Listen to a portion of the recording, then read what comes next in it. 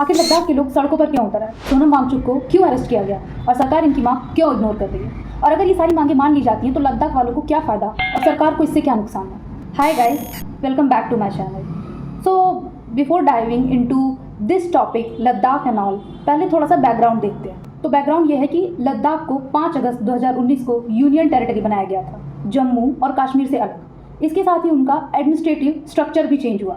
लद्दाख के पास LAHDC यानी कि लद्दाख ऑटोनोमस हिल डेवलपमेंट काउंसिल है, जो लोकल एडमिनिस्ट्रेशन भी हैंडल करता है। यानी कि काउंसिल और लोकल गवर्नेंस सिस्टम इंश्योर करते हैं कि लद्दाख के लोग अपने कल्चर और रिसोर्सेज के डिसीजन में इन्वॉल्व हो सकें। और इस कॉन्टेक्स्ट में एंट्री होती है फिर सोनम वांगचुक। जी हाँ, सोनम वांगचुक वही हैं 3 इडियट में आमिर खान ने जिस रैंचो का किरदार निभाया था। कहा जाता है कि ये पूरा किरदार उन्हीं से प्रभावित है। वो ना सिर्फ एक इंजीनियर एक्टिविस्ट बल्कि एक फाउंडर भी हैं SECMOL के। ये वही इंसान हैं जिन्होंने लद्दाख के लिए आइस स्तूपा प्रोजेक्ट भी डिज़ाइन किया है ताकि वाटर कंजर्वेशन हो सके। पर अभी लोगों का फोकस ना सोनम वांगचुक की डिमांड पे है। जी हाँ, पर समझ में नहीं आ रहा है कि ऐसी क्या डिमांड है जो गवर्नमेंट उनकी डिमांड को ही पूरी तरीके से इग्नोर कर दे रही। जी हाँ, वही गवर्नमेंट जो आज के कुछ साल पहले उनकी तारीफें करते नहीं थकती थी, आज उन्हें देशभक्त से देशद्रोही तक के रास्ते पे ले आई। तो हम बात करते हैं कि डिमांड क्या है। डिमांड है सोनम वांगचुक और लोकल ऑर्गेनाइजेशंस वो चाहते हैं कि लद्दाख को स्पेशल प्रोटेक्शन जैसे 6 शेड्यूल जैसे ऑटोनॉमी मिले। ये प्रोटेक्ट करेगा उनका लैंड और कल्चर। मतलब सिंपल शब्दों में अगर कहें, उनकी कल्चर, ज़मीन और रिसोर्सेज का कंट्रोल सिर्फ उनके हाथ में हो, क्योंकि उनका डर है कि आने वाले टाइम में आउटसाइडर्स आएंगे और उनकी लैंड खरीदेंगे या उनकी लैंड पर कब्जा करके असली जो लद्दाख के लोग हैं अपने ही घर में आउटसाइडर्स बन जाएंगे। जी हाँ, ये उनका पॉइंट है। फिर अब हम बात करते हैं गवर्नमेंट का रिस्पॉन्स क्या है। अभी तक क्लियर डिसीजन कुछ भी नहीं आया। अथॉरिटीज़ बोल रही हैं कि डिस्कशंस चल रहा है, पर इतना लंबा डिस्कशंस, मतलब लिटरली 5-6 साल से भी ज़्यादा लंबा डिस्कशन। अब सवाल ये है कि अगर डिमांड्स इतनी क्लियर हैं तो सरकार डिले क्यों कर रही है। ये पॉइंट थोड़ा इंटरेस्टिंग है। मतलब इंटरेस्टिंग इसलिए है कि आज के कुछ साल पहले जो सरकार अपने मैनिफेस्टो के टॉप पे सबसे पहली चीज़, सबसे टॉप 2-3 में इस चीज़ को मेंशन किया था 6 शेड्यूल के बारे में, आज सडन वही गवर्नमेंट इसको इग्नोर क्यों करने लगी। अब हम बात करते हैं कि ये प्रोटेस्ट क्या है। ठीक है, लद्दाख में लोग सड़कों पर उतर आए, कुछ लीडर्स को टेम्परेरी एक्शंस का सामना करना पड़ा। ये प्रोटेस्ट ना पीसफुल है, लेकिन लोग अपने राइट्स को लेकर सीरियस हैं। पीसफुल है नहीं, पीसफुल था। यानी कि देखो, प्रोटेस्ट ना सिर्फ एक पॉलिटिकल अब तमाशा नहीं रह गया, ग्राउंड पे लोगों की जान तक चली गई। जी हाँ, 4 सिविलियंस मारे गए इस प्रोटेस्ट में, और उनमें से एक थे काफ़ी वेटरन जो कि कारगिल वॉर में भी लड़ चुके थे, एक एक्स सर्विसमैन। जी हाँ, मतलब जो आदमी पहले देश की रक्षा कर रहा था आज अपने ही राइट्स के लिए सड़क पे जान दिया। कहने में थोड़ा सा शायद फिल्मी लगे, पर जिसे देश के बाहर के लोग नहीं मार पाए, वो अपने राइट्स के लिए लड़ते हुए देश के अंदर ही जान दे दिया। और शायद यही एक मोस्ट इम्पॉर्टेंट रीज़न और एक बहुत ज़्यादा ही इमोशनल एंगल बन गया, और इसने इस प्रोटेस्ट को काफ़ी ज़्यादा एग्रेसिव बना दिया कि अगर ये मान ली जाती हैं तो लोकल कम्युनिटीज़ को ज़्यादा कंट्रोल और प्रोटेक्शन मिलेगा। अगर इग्नोर होती हैं तो फॉर श्योर लोगों का फ्रस्ट्रेशन हमें पक्का देखने को मिलेगा।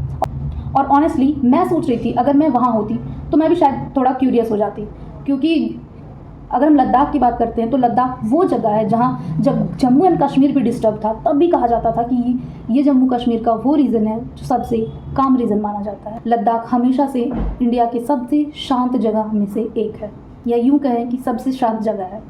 अब सवाल ये है कि अगर ये मांगे अप्रूव हो गई तो लद्दाख के लोग के शायद बेनिफिट्स क्या देखे जा सकते हैं और गवर्नमेंट को नुकसान क्या होता है। मतलब मुझे लगता है शायद गवर्नमेंट थोड़ा कंफ्यूज है, या शायद गवर्नमेंट के को कुछ प्रॉब्लम है इस चीज़ से, क्योंकि अगर लद्दाख को फुल ऑटोनॉमी मिल गया तो मे बी बाकी रीजन्स भी सिमिलर डिमांड करेंगे।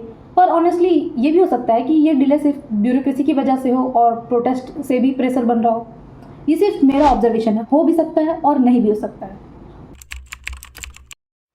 हाँ गाइस, बस ये सोच रही थी कि हम जैसे लोग घर पर बैठ के ये न्यूज़ देखते हैं, उनके स्ट्रगल्स को समझना काफ़ी टफ है, क्योंकि नहीं जानते ये वो जगह है जो काफ़ी ज़्यादा ठंडी और काफ़ी ज़्यादा खूबसूरत है, तो उसके कल्चर को बचाना बहुत ज़रूरी है। बस, और देखो 6 शेड्यूल का मेन गोल होता है कि ट्राइबल एरियाज, जो कि लद्दाख के मैक्सिमम जो पॉपुलेशन है वो ट्राइबल एरियाज़ को रिप्रेजेंट करते हैं, तो ट्राइबल एरियाज़ को स्पेशल लीगल प्रोटेक्शन देना और ऑटोनॉमी देना। लद्दाख में ये सिमिलर प्रोटेक्शन अभी पेंडिंग है। अब मैं बात करती हूँ कि पोटेंशियल इम्पैक्ट क्या हो सकता है। अगर मांगे मान ली जाती हैं तो शायद लोकल कम्युनिटीज़ को ज़्यादा कंट्रोल और प्रोटेक्शन मिलेगा। अगर इग्नोर होती हैं तो लोग फ्रस्ट्रेशन महसूस करेंगे और उनका गवर्नमेंट पे एक ट्रस्ट इशू हो जाएगा। ऑनेस्टली मैं सोच रही थी कि अगर मैं भी वहाँ होती तो थोड़ा सा क्यूरियस हो जाती कि आखिर लोग इतनी शांति से प्रोटेस्ट कैसे कर सकते हैं और उसके बाद भी वहाँ 4 लोगों की जान जा सकती है।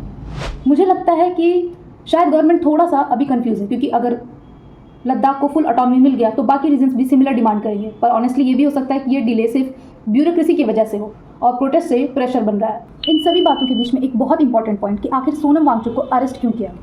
तो जी हाँ, उन्हें अरेस्ट करने के पीछे एक रीज़न बताया जा रहा है, एक क्लिप, जिस क्लिप में वो कुछ ऐसा कहते हुए नजर। चीन घुस आता है तो लद्दाख के लोग जान देकर रोकते हैं, मगर अब अगर भारत सरकार हमारे लिए कुछ नहीं कर रहा है तो अगली बार वो आए तो हम उनको रास्ता दिखाएंगे, हम रोकेंगे नहीं। हम जान क्यों दे जब हमारा कोई संरक्षण नहीं हो। हाल ही में पता चला है कि ये जो क्लिप है ये एडिटेड है। जी हाँ, पूरा क्लिप कुछ इस तरीके से। एक फेमस कॉमेडियन है जिन्होंने कहा कि जब चीन घुस आता है तो लद्दाख के लोग जान देकर रोकते हैं, मगर अब अगर भारत सरकार हमारे लिए कुछ नहीं कर रहा है तो अगली बार वो आए तो हम उनको रास्ता दिखाएंगे, हम रोकेंगे नहीं। हम जान क्यों दे जब हमारा कोई संरक्षण नहीं हो रहा है। ये पॉइंट प्रूव हो गया, और सिर्फ इतनी सी बात के लिए किसी को अरेस्ट कर लेना और उसकी डिमांड्स को ना सुनना, उनकी बातों को इग्नोर कर देना किसी भी तरीके से वैलिड है।